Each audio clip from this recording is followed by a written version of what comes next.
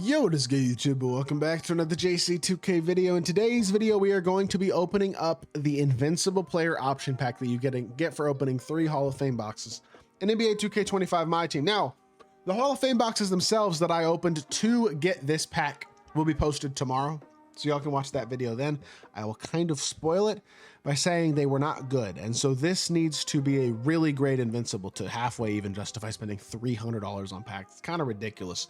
Appreciate my guy Luca for letting me use his account to open these packs. He was going to spend the money on the VC anyway and open them, so I mean, that is his choice. Again, I personally wouldn't recommend spending money on this game at this point in the year, but I do appreciate him letting me open the packs for content and almost as like a PSA that it's probably not a very good idea to spend this much money in terms of the real value that you get for your money. Invincible player option pack though does obviously have the chance to be a really good card. These are actually some of the duplicates from the last box, which was not good at all. Honestly, the first box was the only one that was even half decent. So definitely don't think off boxes are very good. This Invincible player pack has to be really, really good. Now, it is an option pack, and it is an option pack of like really good cards. Like, you do legitimately have the chance to pull some really, really great cards out of the Invincible option pack, obviously, because like, I mean, there's a lot of good Invincibles. Ben Simmons is amazing. Giannis is amazing. KP is amazing. Mikhail is really good. LeBron is awesome. Shaq is really good. Blake Griffin is really good. James Worthy's not that great, honestly. I don't know why I mentioned him, but Luka's good. T-Mac's good. There's a lot of good Invincibles, and I mean, he's got 3 of them total, so there's a lot of good ones we could get. Wemby is obviously insane, and there's a few other good ones on this page as well. Honestly, I think Clay and LaMelo are both really good too. Like, Sean Kemp's a stud. There's a lot of good Invincibles, and you would hope the pack weight isn't going to throw us Derrick Rose, Steph Curry, and Gary Payton. If it throws us that, then I don't know what to tell you, to be totally honest. But this is the team he's basically working with right now. He doesn't have the big man spot quite finalized, I wouldn't say, but we did pull an unsellable Kwame Brown out of one of the packs, so that's a player he could run. He kind of needs a center though, and I feel like a guy like a Shaq or a KP or a Wemby or somebody like that would probably be the best pull. That's kind of who he said he wanted. He said he trusts me to make the best decision in terms of who to choose for his squad. So I'm looking at his team, definitely thinking we could use a big more than anything else. Just anything power forward center related would probably be an upgrade at this point. He's got so much MT though that it's like you just need to go spend some of the MT. This dude, I think he's been hoarding MT. His team is really, really good, but I'm actually not convinced it's quite as expensive as people would think, because he's really saved a lot of MT, and he doesn't have a lot of like actually insane unsellable cards and stuff. So a lot of it's definitely an expensive team, there's no doubt, but he's got a lot of MT. He might as well just go get himself a big, which he's probably going to need to do. But hopefully we do get a good Invincible, if nothing else, for his team. I would say there's probably, I mean, at this point, if it's not a big, it's probably just going to be best player available, because point guard, shooting guard, small forward are all really loaded positions. Now, shooting guard's a tough one because he already has Rudy Gay and Julius Erving, so that's probably not going to get upgraded. So probably point guard to replace like a Shea, or small forward, as good as Purvis is, to probably replace Purvis would be my thought. If it's not a big, hopefully we at least get somebody who's an upgrade. You know what I mean? Even if it's not the most insane card, at least get a good option, because it's an unsellable pack anyway. So you might as well just take the best player available, considering it is unsellable, and you don't have to spend do the most expensive player. Now, there you go. That is the Invincible player option pack right here, locking in $300 worth of event pieces right here for this Invincible player option pack. Let's see who we're gonna get. I don't know. So this much money spent on one pack is kind of, that would make me nervous. I'll just say that right now. We'll open this legend badge real quickly, just as like a real quick precursor, just to see what we get out of this. Maybe open a couple of the exchange packs as well. I'll make y'all wait here just a little bit more, because I think it's kind of funny. But we will be opening that up here in just a second. Legend badges, I would say set shot, immovable, and then he doesn't have a rise up at all, so we'll take rise up for that one.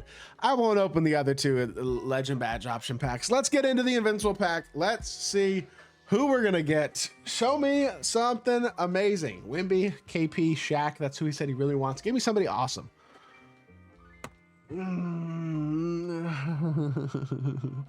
Ay, bro. I mean, the best pull is Chris Webber, who's like a good card, don't get it wrong, but damn, man, seriously? I don't know. That's pretty bad, I gotta say. Like, that's not a bad card explicitly, but to spend as much money as he did on these packs and get, when you spend $300 and you basically wind up with just a bunch of legend badges and one player that's actually going to help your team, and it's not even that insane of a player, it's just disappointing, right? Like, I would be very annoyed. This is a better version of his 100 overall, and I mean, it's a tall, versatile, really basically perfect SIG 6'10" small forward.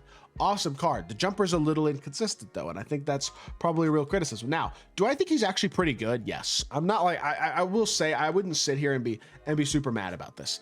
It's not as bad as it could have been, but you are hoping when you open a box like that you're going to get a really crazy pull, and I don't quite think Chris Webber's that. I also think he's at a position where Kevin McHale's probably just as good. Sean Kemp's just as good. There's a lot of good options at the Invincible tier and even below the Invincible tier, and he also has unsellable Pettit. So I mean, does it help his team? Yes. Is it an amazing pull? Probably not. Overall is my thought. And I mean, it is what it is, man. It is what it is. It's just how it goes. His animations are awesome though. Besides the release being a little inconsistent, his animations are great. Crossover's elite.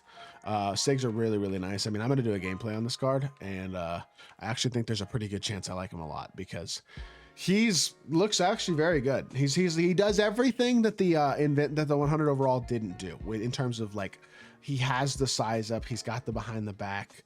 He doesn't just have the escape and the dribble style. He's got the step back as well. And he's got all the animations you're really looking for. Everything crossover, being D-Fox, elite dunk animations, which his other card really didn't have as much of.